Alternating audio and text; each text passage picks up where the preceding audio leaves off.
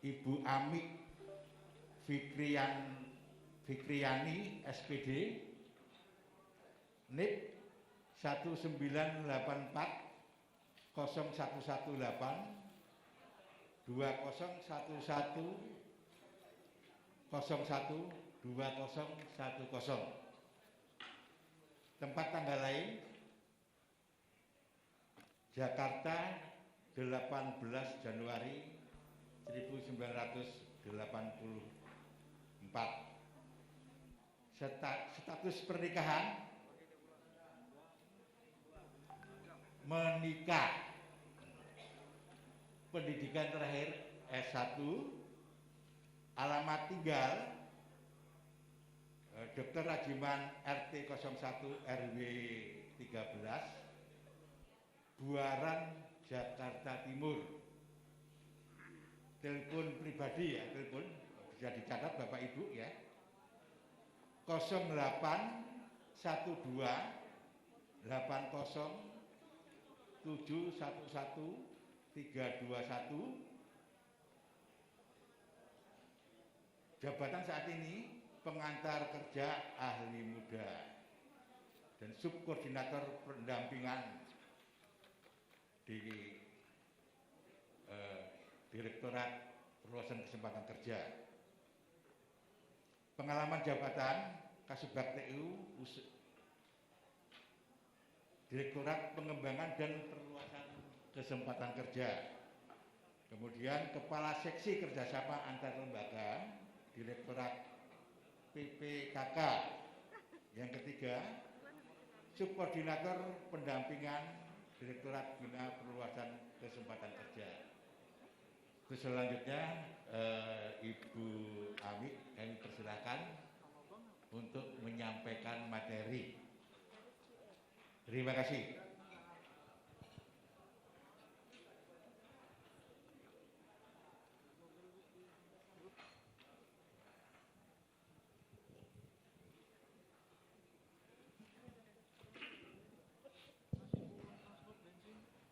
Baik, terima kasih. Terima kasih Pak Agus Widaryanto sebagai moderator pada siang hari ini. Kebetulan Pak Agus Widaryanto ini senior saya dulu di Direktorat PT KLN. Salam hormat Bapak. Saya kayaknya enak buka masker aja deh.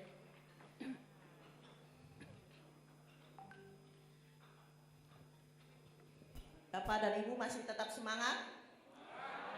Sudah makan siang? Sudah kenyang? Jangan ngantuk.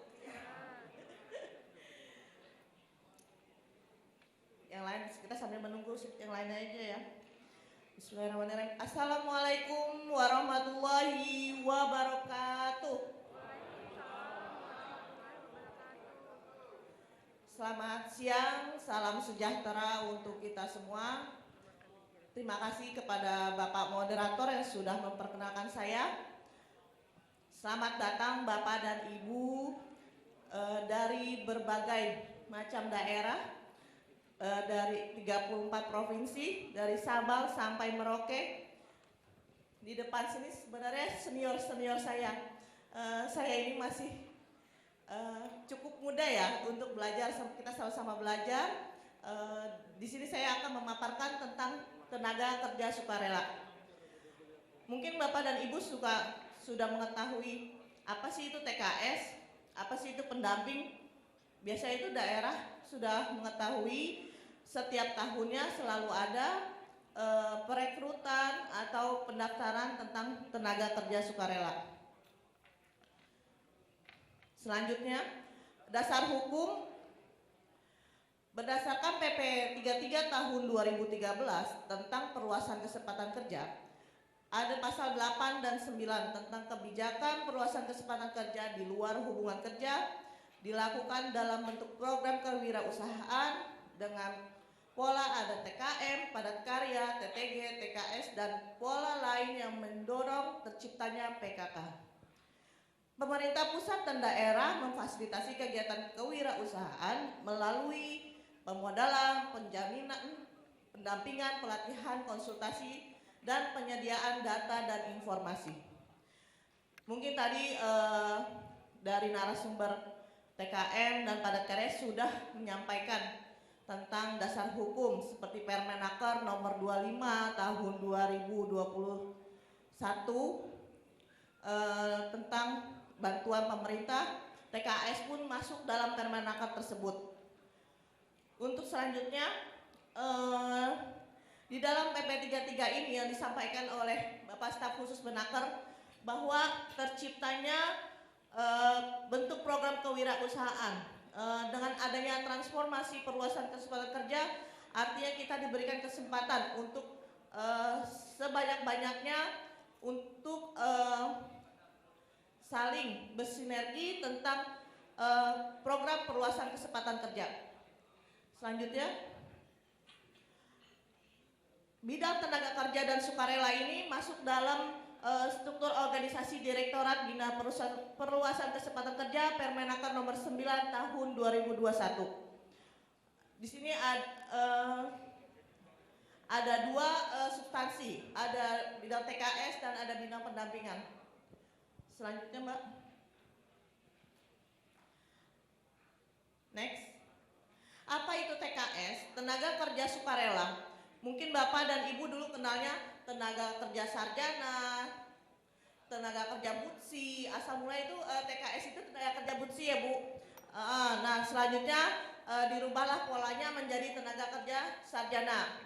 Kenapa disebut sarjana? Karena dulu itu kita untuk membantu penganggur dan setengah penganggur untuk mencari para pekerja yang ingin bekerja, yang ingin mencari pengalaman tentang pendampingan kewirausahaan atau kelompok usaha masyarakat.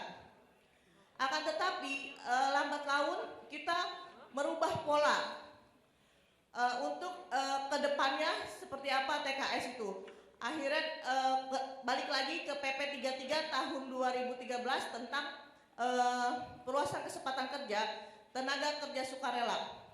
Jadi namanya kita kembalikan lagi sukarela ini karena berharap ketika nanti TKS setelah mendampingi kelompok usaha masyarakat atau mendampingi kegiatan tenaga kerja mandiri, diharapkan mereka juga bisa berwirausaha.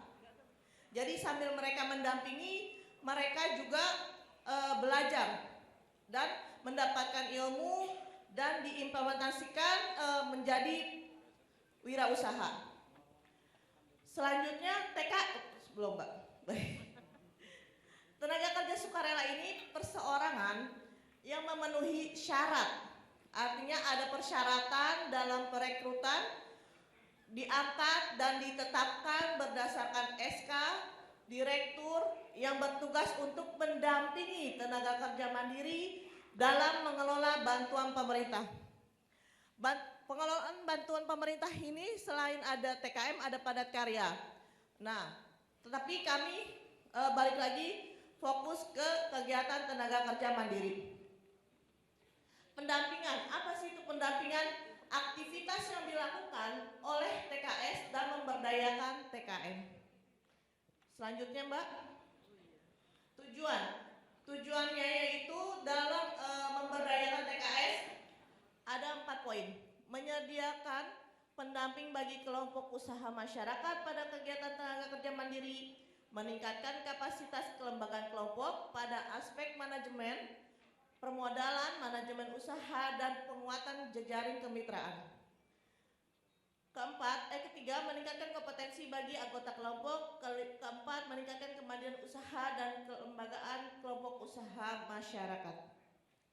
Jadi tujuannya ini TKS itu selain mereka mendampingi kelompok usaha masyarakat, mereka juga mencari jejaring, membantu merencanakan, memanajemen dari keuangannya sampai hingga laporannya. Terus meningkatkan kompetensi dan mencari ide-ide untuk usaha seperti apa.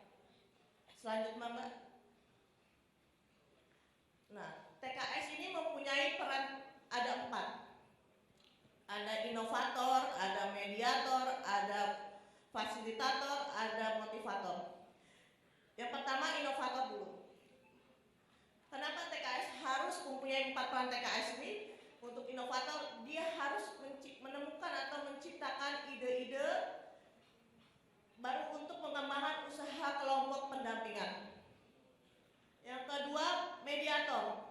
TKS ini harus mempertemukan atau mempertemukan TKM atau kelompok dengan dinas, dengan lembaga mitra atau lembaga pengembangan kewirausahaan dan kelompok profesi lainnya yang meningkatkan usahanya. Sejauh ini TKS itu sudah berusaha, mungkin mereka kita arahkan untuk kalau di Jawa itu kulo nuwun dulu ya, permisi dulu untuk berkoordinasi dengan dinas-dinas yang terkait seperti Dinas Tenaga Kerja, Dinas UMKM, atau lembaga-lembaga lainnya atau perbankan untuk menjadi mediator. Selanjutnya motivator. TKS ini harus menjadi motivasi kelompok pendampingannya agar untuk meningkatkan kewirausahaannya untuk produktivitas usaha. Selanjutnya fasilitator. TKS ini harus memfasilitasi kelompok untuk mendapatkan akses pengembangan organisasi, pelatihan, informasi, pemodalan, dan lainnya. Selanjutnya Mbak. TKS ini tidak hanya untuk mendampingi dan tidak hanya mereka untuk perencanaan atau 4 peran TKS tadi. Mereka juga harus punya keterampilan dasar. Keterampilan dasar itu seperti apa saja? Yaitu kemampuan berkomunikasi antar pribadi yang baik. Jadi si TKS ini harus bisa komunikasi yang baik dengan kelompok-kelompok untuk menemukan seperti apa, tidak hanya asal bicara, tidak hanya asal menyampaikan informasi, mereka juga harus punya etika dan attitude. Bekerja dengan kelompok pendampingan, mendidik masyarakat, memotivasi, dan bekerja dengan media komunikasi. TKS ini harus menjadi TKS milenial. Karena sekarang ini TKS udah di era digitalisasi. Mereka harus paham dengan secara online. Karena pemasaran atau usaha kelompok itu sekarang ada banyak di digitalisasi. Selanjutnya, tahapan pelaksanaan. Mungkin Bapak dan Ibu sudah tahu ya tentang tahapan pelaksanaan tenaga kerja sukarela yang seperti biasanya. Kalau dulu-dulu itu kita rekrutmen atau seleksi secara offline. Kita datangi ke kantor dinas pusat, biasanya kita berkoordinasi untuk melakukan rekrut dan tes psikotes di sana. Tetapi lambat laun kebelakangan ini karena adanya pandemi dan perubahan digitalisasi, akhirnya kita semua dipusatkan menjadi online. Dari mulai pengumuman, dari mulai sosialisasi sampai proses rekrutmen itu semua secara online. Di tahun 2019, di tahun 2020, 2021 kemarin. Karena mengingat adanya pandemi, kita untuk menghindari adanya virus ya, jadi kita mencoba untuk secara online. Nah, rencananya tahun ini kita akan mengadakan offline kembali, akan tetapi untuk perekrutan dan psikotes tetap kita jalankan secara online, secara serentak. Persiapan sebelum melaksanakan perekrutan kita di direktorat ini melakukan mapping lokasi TKM. TKS ini kan mendampingi kegiatan TKM. Jadi harus menunggu lokasi adanya kegiatan TKM. Karena kebanyakan tahun kemarin itu kita mencoba untuk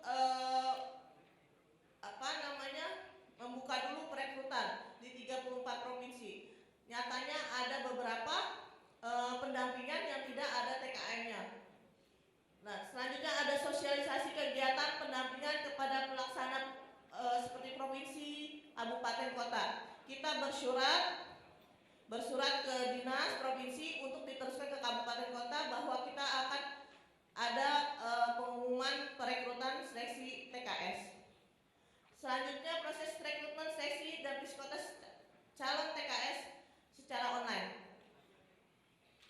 Selanjutnya setelah mereka mengikuti tahap dari mulai rekrut, seleksi sampai tes, itu kita tetapkan menjadi SK penetapan dan setelahnya kita berikan surat tugas untuk mereka ke lapangan.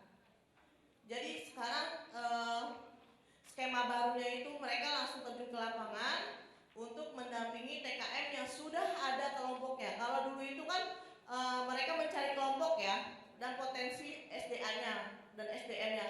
Kalau sekarang mereka sudah kita berikan tugas, surat tugas berdasarkan kelompok mana saja pendampingannya. Nah, selanjutnya ada penugasan monitoring dan pelaporan. TKS ini setiap bulannya mereka melaporkan langsung ke pusat, langsung ke kementerian dan kita langsung verifikasi laporannya. Setelah diverifikasi laporannya, baru mereka kita bayarkan biaya hidupnya. Selanjutnya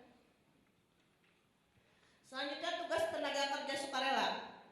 Nih, salah satu tugas tenaga kerja sukarela yaitu mendampingi dan memotivasi TKM dalam mengembangkan kegiatan kewirausahaan, terus memfasilitasi TKM untuk memperluas jejaring kemitraan, akses permodalan dan akses pasar. Selanjutnya mendampingi TKM dalam menyusun laporan pertanggungjawaban. Selanjutnya tugas TKS yang keempat, TKS melaporkan hasil pendampingannya dalam bentuk laporan bulanan. Yang kelima, TKS mendampingi TKM pada audit internal dan eksternal. Kenapa ini sebenarnya kerja tugasnya agak mudah, karena mengingat kemarin hasil catatan-catatan pemeriksa mereka kita rangkul untuk pemeriksaan di audit eksternal maupun di internal. Karena setelah masa tugas mereka biasanya mereka mengabaikan dan mereka acuh karena mereka merasa bahwa kontrak mereka sudah habis. Akhirnya dengan skema baru ini mereka kita ajak, kita rangkul untuk bertanggung jawab. Nanti di dalam pendaftaran itu kita berikan surat pernyataan mereka untuk mengikuti sesuai dengan prosedur yang berlaku. Selanjutnya, tugas dan tanggung jawab. Di dalam juknis ini ada tugas dan tanggung jawab direktorat, balai maupun dinas dan PPK, KPA dan lain-lain. Direktorat Jenderal bertugas menetapkan petunjuk tentang tenaga kerja sukarela pendamping TKM tahun 2022. Direktorat memiliki tugas yaitu merencanakan dan menganggarkan bantuan biaya hidup, pendampingan perluasan kesempatan kerja bagi TKS yang mendampingi TKM pemula melalui DIPA Direktorat. Kenapa saya namakan mendampingi TKM pemula? Karena nanti di balai itu ada TKS lanjutan, mereka mendampingi TKM lanjutan. Nah, selanjutnya merancang pelaksanaan pendampingan, melakukan seleksi dan validasi, menetapkan TKS yang akan mendampingi TKM pemula, melaporkan kepada Direktur Jenderal tentang pelaksanaan pendampingan oleh TKS. Bersama balai dan dinas melakukan monitoring dan evaluasi. Tugas balai, karena kita di sini ada balai Kendari dan balai Bekasi ya. Jadi mereka diberikan tugas yaitu untuk bersama direktorat dan dinas memantau dan mengevaluasi pelaksanaan proses pendampingan oleh TKS. Selanjutnya mereka mendampingi TKS dalam membuat laporan bulanan dan melakukan pendampingan TKM pemula. Selanjutnya tugas balai melakukan verifikasi laporan TKS dan menyampaikan kepada direktorat, melaporkan kepada direktur tentang pelaksanaan tugas-tugas TKS apa saja dalam melakukan pendampingannya. Selanjutnya, nah di sini ada tugas dinas. Tugas dinas itu bersama direktorat dan balai untuk memantau dan mengevaluasi pelaksanaan proses pendampingan TKS selama mereka melaksanakan tugas. Terus tugas dinas juga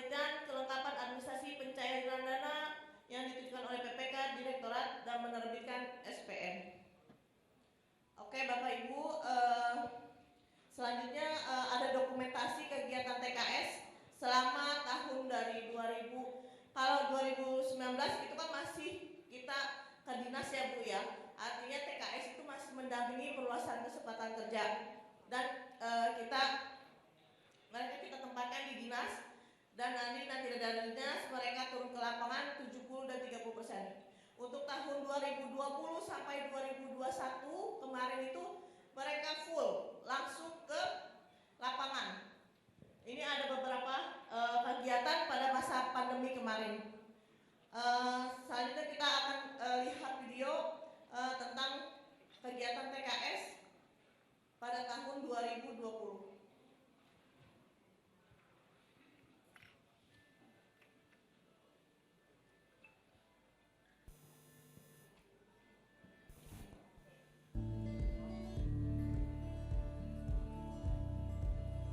Perkenalkan, saya Lena Marti Rita Soid, usia 27 tahun, TKS tahun 2020, penempatan Kabupaten Subang.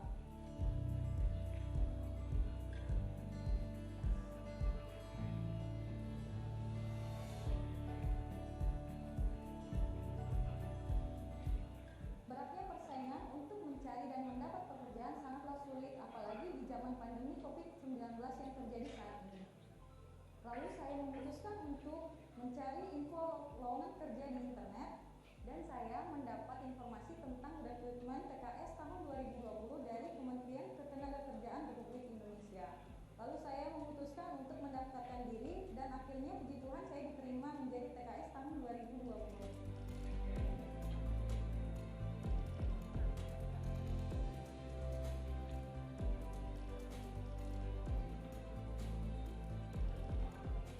Setelah mendapat pembekalan TKS dari panitia, kami melapor ke Dinas Tenaga Kerja dan Transmigrasi Kabupaten Subang, tepatnya bidang penempatan dan perluasan kesempatan kerja.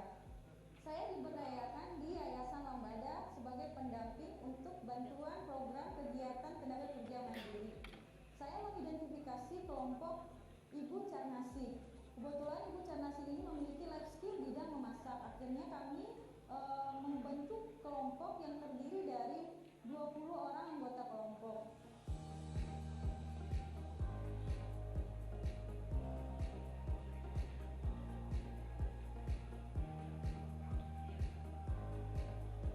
Menjadi TKS adalah hal yang paling menyenangkan yang saya alami.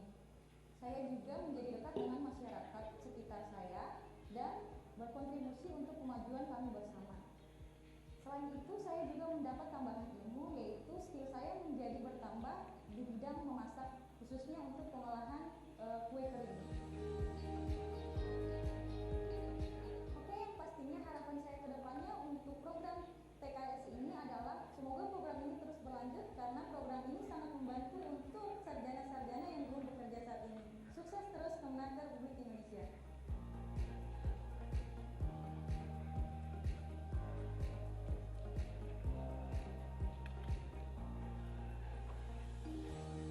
Oke, baik Bapak Ibu semuanya, demikian pembahasan tentang tenaga kerja sukarela. Saya kembalikan ke moderator. Terima kasih Ibu Ami Fikriani yang telah menjelaskan mengenai TKS tenaga kerja sukarela, bagaimana persyaratannya TKS, bagaimana pendampingan dan tujuan TKS itu apa, mengenai inovasi,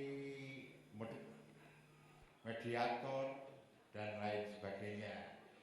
Dan untuk selanjutnya, untuk memperjelas materi yang telah disajikan, kami undang Bapak Ibu untuk memberikan pertanyaan. Untuk kesempatan pertama, kami akan buka 3 penanya. Mohon Bapak Ibu menyebutkan nama dan asal instansi sebelum mulai pertanyaan. Serta mohon pertanyaan yang diberikan singkat, tepat sasaran, dan jelas. Kami persilakan untuk mengajukan pertanyaan, monggo dari pertama Bapak ya, depan, tengah, mana, belakang ya, 3 ya. Session pertama 3 orang.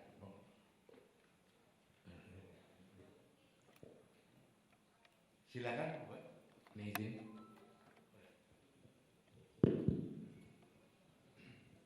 Mohon izin. Saya dari Provinsi Jambi, tepatnya di Kabupaten Bungo.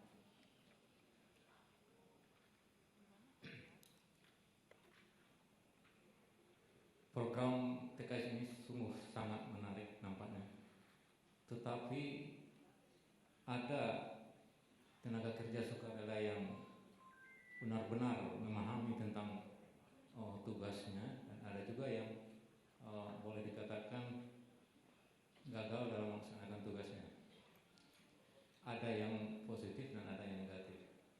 Sebagai pertanyaan di sini adalah apa reward yang diberikan bagi TKS ini yang sudah berjuang untuk mendampingi kelompoknya atau mendampingi desa yang ada di kelompok yang ada di desanya. Setelah dia purna tugas, apakah reward yang diberikan ataukah mereka memang khusus untuk menjadi wirausaha baru, atau ada iming-iming untuk dijadikan tenaga kontrak atau ASN? Itu aja. Assalamualaikum warahmatullahi wabarakatuh.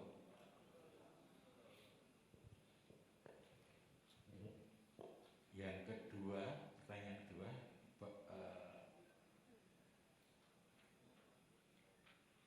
silakan.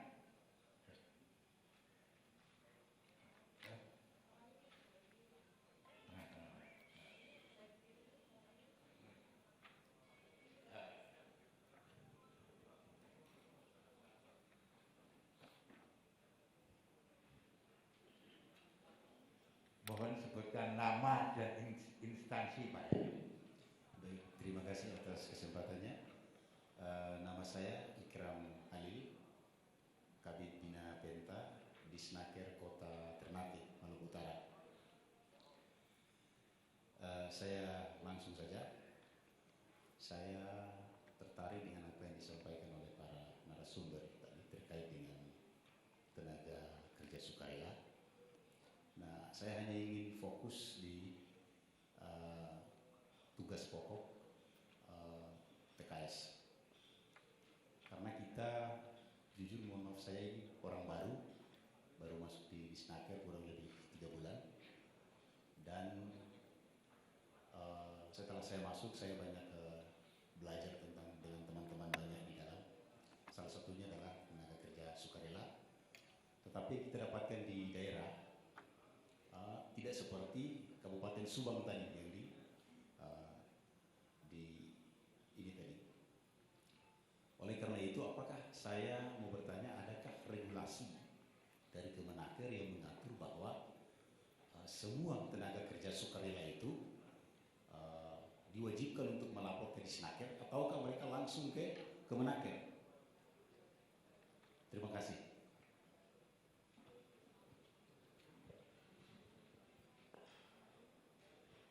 Untuk pertanyaan ketiga, Bapak yang depan, Bapak depan.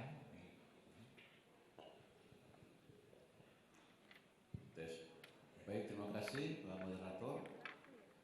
Saya nama Pak Samodor dari Disnaker Transika Provinsi NTT. Saya sebagai sekretaris dinas.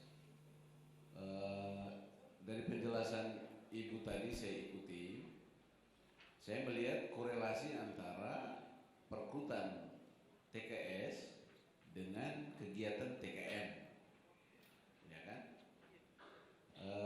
Kami di Sika sampai dengan tahun 2022 ini memang belum mendapatkan alokasi kegiatan TKM dari kementerian, sehingga memang tidak ada TKS yang direkrut mulai dari tahun-tahun sebelumnya itu. Sehingga memang kita berharap ya kami di NTT lah dialokasikan kegiatan ini sehingga ada perekrutan TKS anak-anak kita yang memenuhi syarat di wilayah kami. Itu yang pertama. Yang kedua, ya memang kita berharap semua TKS itu sebagaimana di video tadi. Tapi tentu tidak semua di lapangan seperti itu. Sangat tergantung kualitas perekrutan. Secara konsep perekrutannya bagus ya, tapi dalam perjalanannya tenaga TKS yang direkrut dan lolos itu kadang-kadang menimbulkan persoalan di lapangan. pusat, sering mereka mengabaikan kita di daerah. Apalagi kita statusnya Pemda, pemerintah daerah. Gaji mereka itu biasanya ditransfer langsung ke rekening.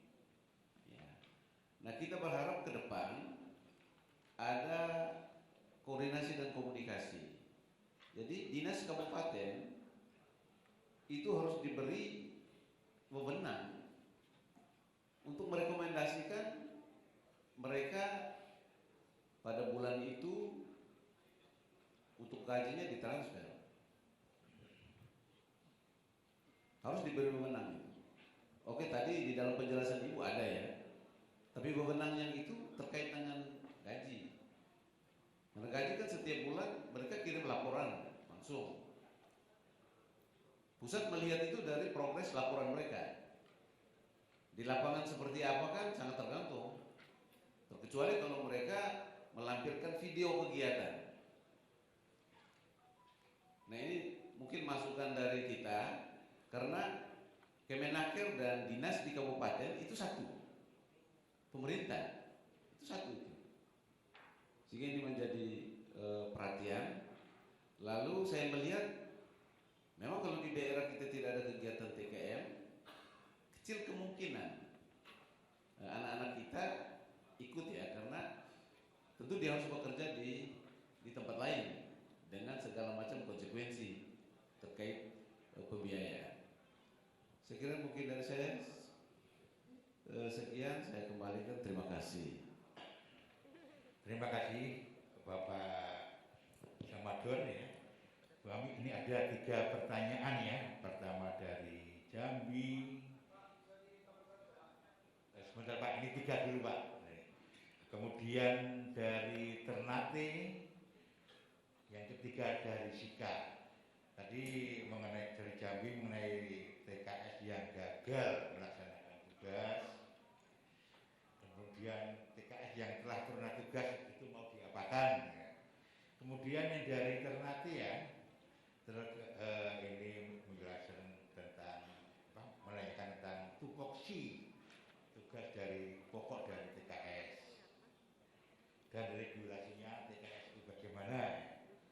Kemudian ada satu lagi yang dari Sika NTT ya, korelasi antara TKS dan kegiatan-kegiatan TKN. Untuk selanjutnya narasumber kita Bu Ami mohon dijelaskan. Terima kasih. Baik, terima kasih Bapak Moderator. Pertanyaannya sangat-sangat menarik ini ya. Saya jawab yang paling belakang dulu ya, yang dari Provinsi Jambi.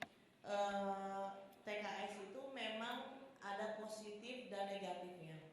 Tapi kita ambil yang positifnya seperti apa. Mereka itu belajar sambil berwirausaha. Artinya mereka belajar mendampingi.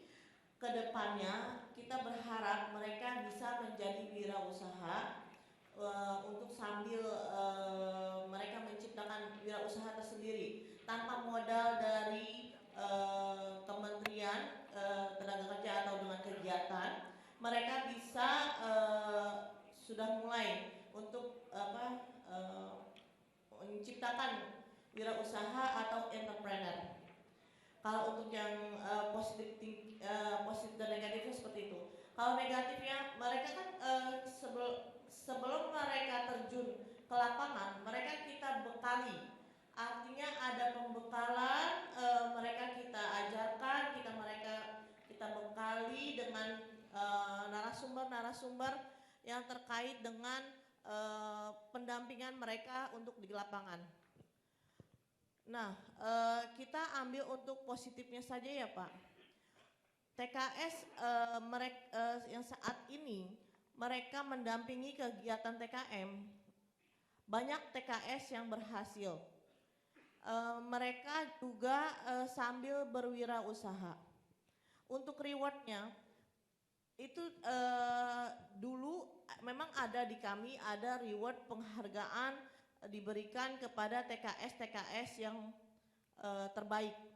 Tapi belakangan ini kenapa tidak diberikan lagi? Karena kita melihat mereka itu sudah punya kompeten, punya kualitas yang sangat-sangat bagus.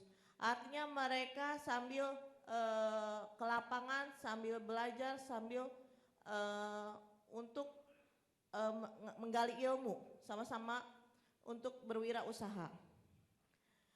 Mereka setelah tugas akhir, biasa itu di bulan Desember ya Pak. Mereka kan kita kontrak beberapa bulan, nanti di Desember itu mereka kita berikan sertifikat. Nah, dengan sertifikat itu mereka biasanya untuk mengikuti pendampingan kembali atau untuk berwirausaha. Dengan sertifikat itu mereka kadang, Bu, saya mau ngelamar, katanya alhamdulillah saya diterima sebagai misalkan di UMKM, kementerian lain katanya untuk menjadi pendampingan dengan modal sertifikat tersebut.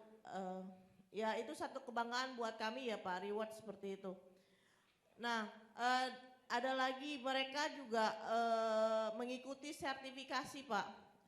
Di LSP itu suka ada sertifikasi pendampingan. Mereka kadang mencari informasi tersendiri untuk setelah pendampingan di kegiatan TKM ini, mungkin ini dasarnya mereka ya untuk mendapatkan di sini. Nah, setelah itu mereka terjun dengan sendirinya Pak, seperti itu.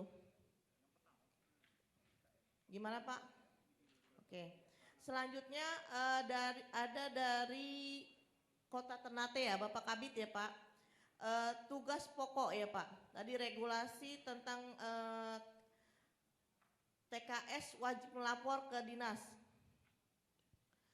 TKS itu pada dasarnya mereka setelah pembekalan, mereka kita sampaikan untuk menyampaikan ke dinas, baik itu dinas tenaga kerja maupun dinas yang keterkaitan dengan kewirausahaan, sampaikan bahwa mereka telah mengikuti pembekalan dan mereka akan ditempatkan sesuai dengan surat tugas. Mereka kita sampaikan suruh untuk koordinasi ke dinas. Tetapi untuk regulasinya kita tertuang di Juknis Pak, seperti itu. Selanjutnya dari Bapak dari Sikaya Pak Sekdis ya Pak.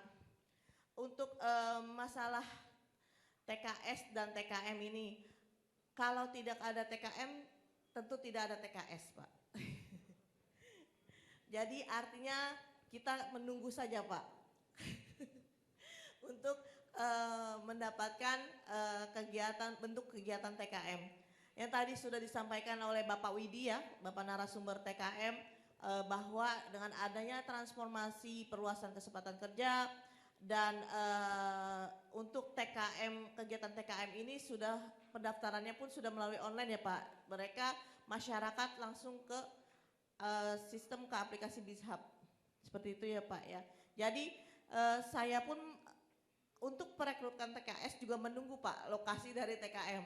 Kita nggak berani kalau misalkan untuk melakukan perekrutan tanpa lokasi TKM terdahulu, seperti itu.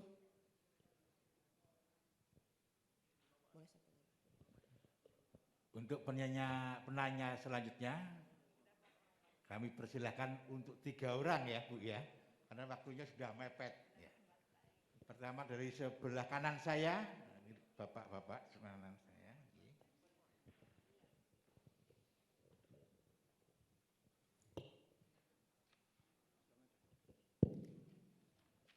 Terima kasih Bapak Moderator. Assalamualaikum warahmatullahi wabarakatuh. Saya Amsor dari Disnaker Kota Bima, Nusa Tenggara Barat. Ingin menyampaikan satu hal kepada Bapak dan Ibu bahwa sebenarnya TKS ini bukan barang baru Bu ya. Kalau kita lihat perjalanannya, mohon maaf untuk teman-teman dari keluarga besar Disnaker, mulai dari TKS Busi, TKST, TKPMP untuk sarjana, kemudian TKMP untuk SLTA. Sekarang kembali ke TKS lagi. Jadi persoalannya sebenarnya tugas hampir mirip, hanya nuansa zaman mungkin beda. Cuman jadi persoalan kami sekarang itu pada Ibu, mohon maaf, kalau boleh bocorannya target ini berapa Bu? Apa kami ini dapat semua satu lokasi gitu. Sehingga Kalau masalah teori bisa kita pelajari, tapi alokasi atau rencana ke depan, apakah kami persenan dapat masing-masing kabupaten kota ini, sehingga ada yang akan kami kerjakan ke depan, tidak teorinya yang kami dapat hari ini. Mungkin itu saja Bu. Terima kasih. Assalamualaikum warahmatullahi wabarakatuh. Terima kasih. Untuk penanya nomor 2 ya, dari sebelah kiri, silakan Ibu. Terima kasih Bapak dan Ibu moderator. Perkenalkan saya Miske dari Dinas Tenaga Kerja Kota Surakarta. Terkait dengan TKS, kami mengalami TKS ini dari tahun 2019. Beberapa tahun kemudian itu TKS yang bertugas atau ditempatkan di Kota Surakarta itu hanya datang melaporkan diri.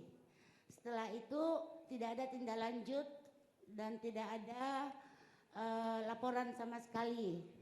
Nah, untuk kesempatan ini mungkin masukan aja dari kami bahwa untuk TKS jika diberikan sertifikat dari Dinas Tenaga Kerja, mohon dikonfirmasi dulu ke dinasnya. Apakah TKS ini bekerja dengan maksimal sesuai dengan SK yang diberikan kepada mereka atau tidak. Jadi selama ini kami itu tidak pernah mendapatkan laporan apapun dari TKS. Kemudian TKM yang didampingi oleh TKS tersebut juga kami tidak mengerti, sehingga jika ada dari kementerian menanyakan itu kami tidak tahu apa-apa. Nah, itu saja mungkin dari kami Bapak Ibu. Sebelum mungkin TKS ini diberikan sertifikat, mungkin perlu konfirmasi dari dinas. Apakah TKS itu memang bekerja dengan maksimal dengan sebenarnya, ataukah mereka hanya mendapatkan sertifikat itu saja. Terima kasih. Terima kasih. Untuk penanya nomor 3, ya, Bapak, silakan.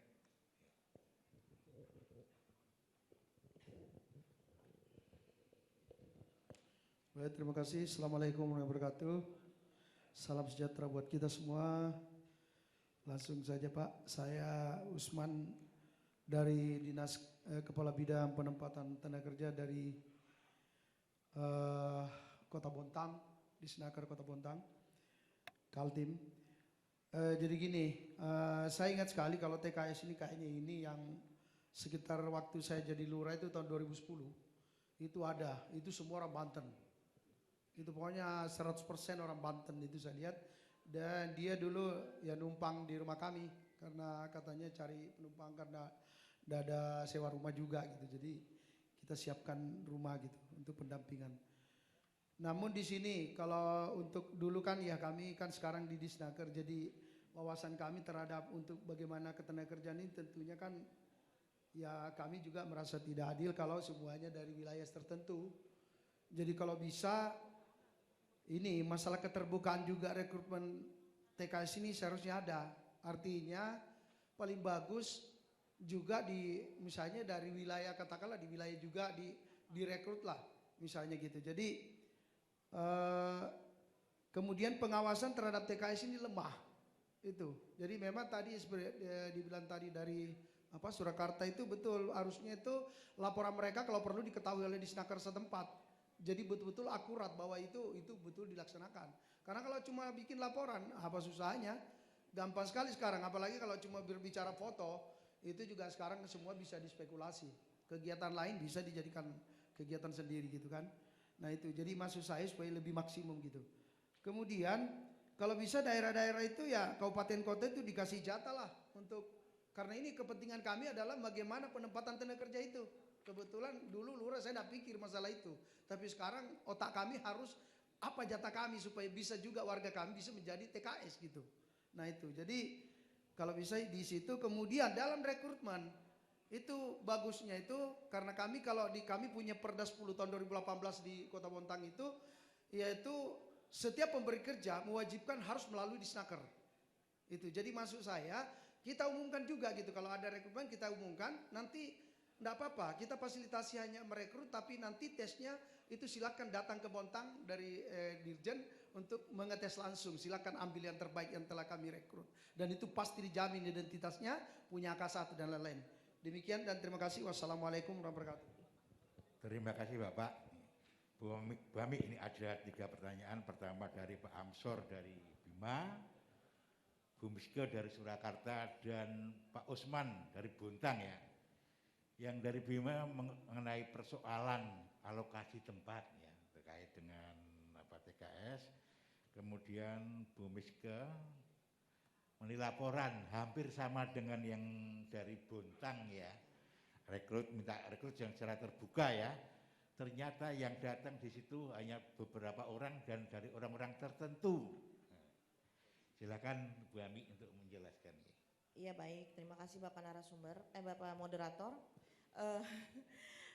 Untuk jawaban Bapak Ansor ya terkait dengan kegiatan TKM diberikan satu-satu. Saya juga maunya seperti itu Pak. Jadi tadi yang saya sampaikan bahwa pendaftaran TKM maupun TKS itu melalui online. Artinya masyarakat langsung ya Bapak dan Ibu ya, mereka yang mendaftarkan dari 34 provinsi mana saja, dan saya pun belum tahu Pak.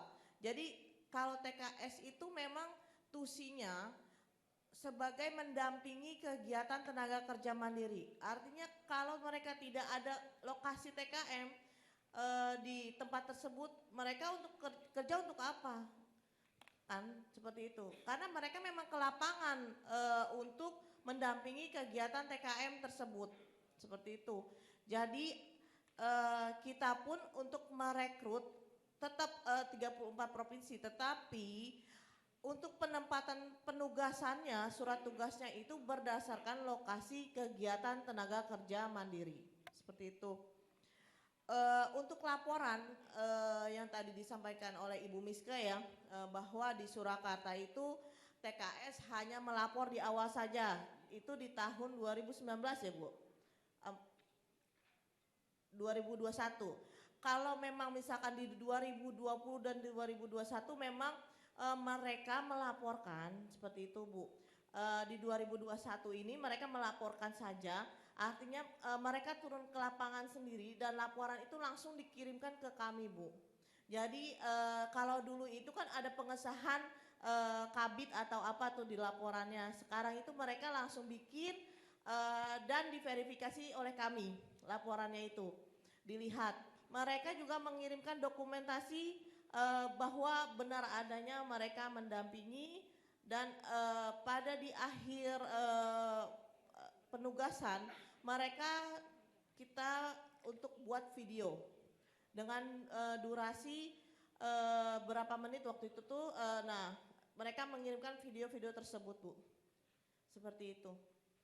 Karena masa pandemi waktu itu mereka apapun bentuknya itu kita update melalui Zoom Bu.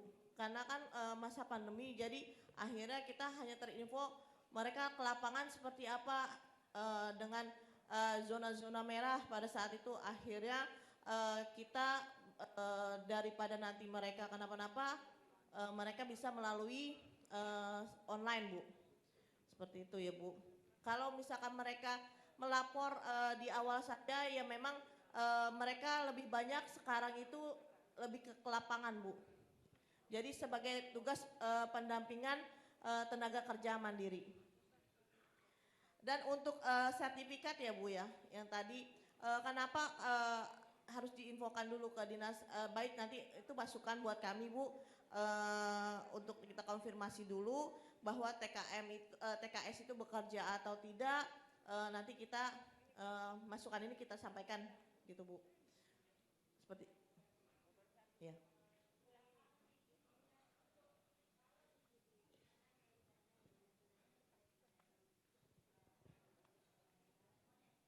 Iya.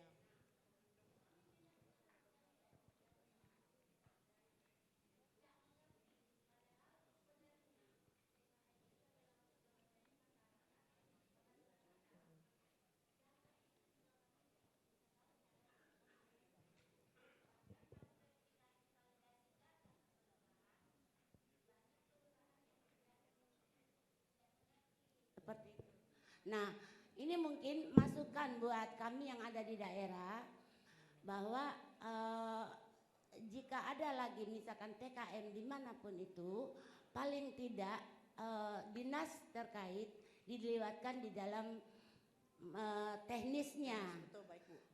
Demikian Ibu. Ya baik Bu, nanti kita sampaikan. Kalau untuk TKM-nya di TKS itu kita infokan Bu.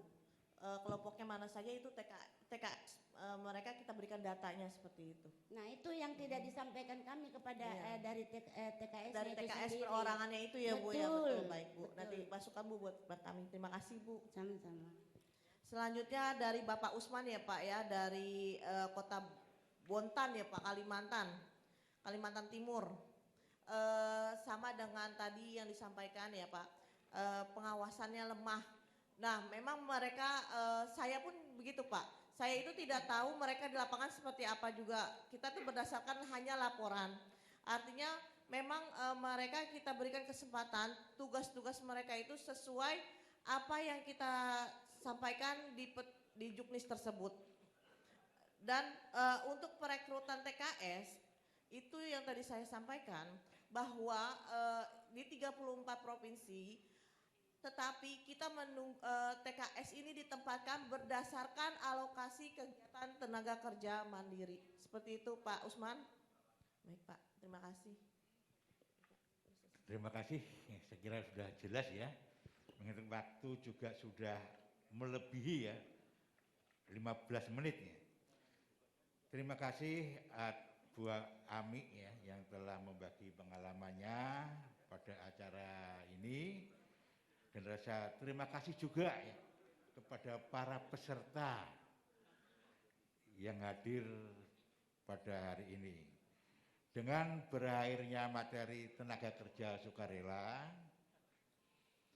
kita tutup diskusi ini dengan mengucap wassalamualaikum warahmatullahi wabarakatuh.